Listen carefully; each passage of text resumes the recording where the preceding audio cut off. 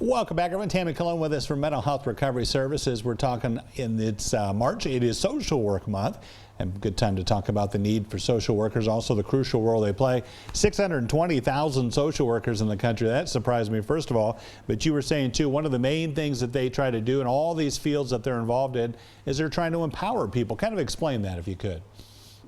Yeah, so, the gift that social workers have is really being very non-judgmental and empowering, right? The goal is to take the individual in front of them, regardless of the circumstances that we have around them, and trying to figure out how they, with their skills and their strengths, can capitalize on that and have the greatest quality of life that they can. So we don't focus on what they don't have, what's going on, but we focus on what you do have and try to move you forward.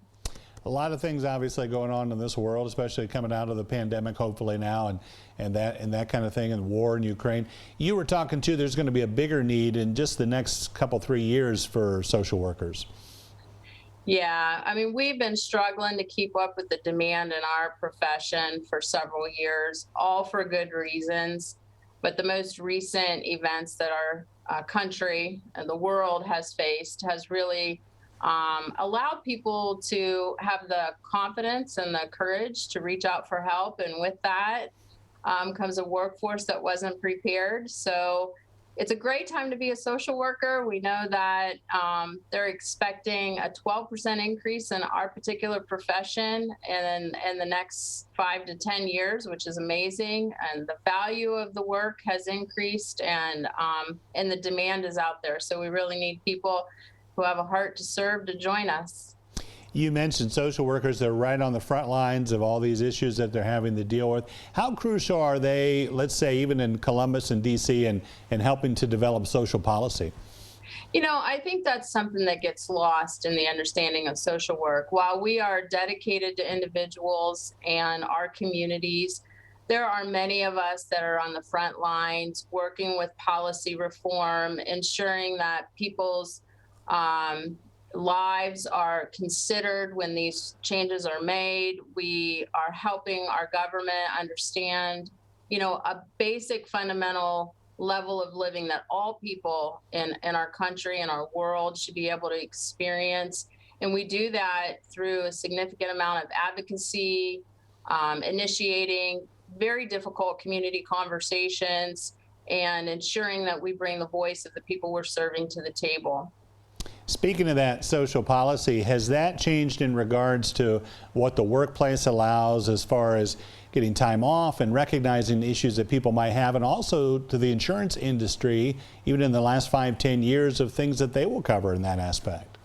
Yeah, parity has been one that we've been on for a long time, really advocating that behavioral health care is health care. It should be available like healthcare is to our individuals, our civilians, and making sure that it's provided in an equity way, that the levels of care are all there to serve individuals that are suffering from behavioral health issues in the same way that we make available for people who have medical conditions. And we're doing that in a variety of ways. So, yeah. Yeah, hundreds and thousands of different areas that social workers are involved with. And we think so much about the people just going to work every day. How about the prison system and kind of acclimating them back into the work world and in the real world, actually? Yeah, we have so many individuals in prisons, and it's not a secret that many of them landed there as a result of their behavioral health condition, their addiction, their mental illness, and the community resources just were not there to serve them properly. And then in addition to all of those millions of people that are on probation. So the criminal justice has really adapted the idea of restorative care, that individuals really need more treatment than they do punishment. Community support, assimilation back into communities when they're coming out of the prison system.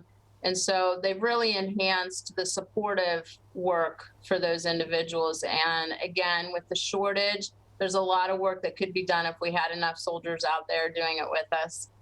So if you know a social worker, especially this month, tell them how much you appreciate them. We appreciate all you do, Tammie. Thank you so much for being with us today. Appreciate it.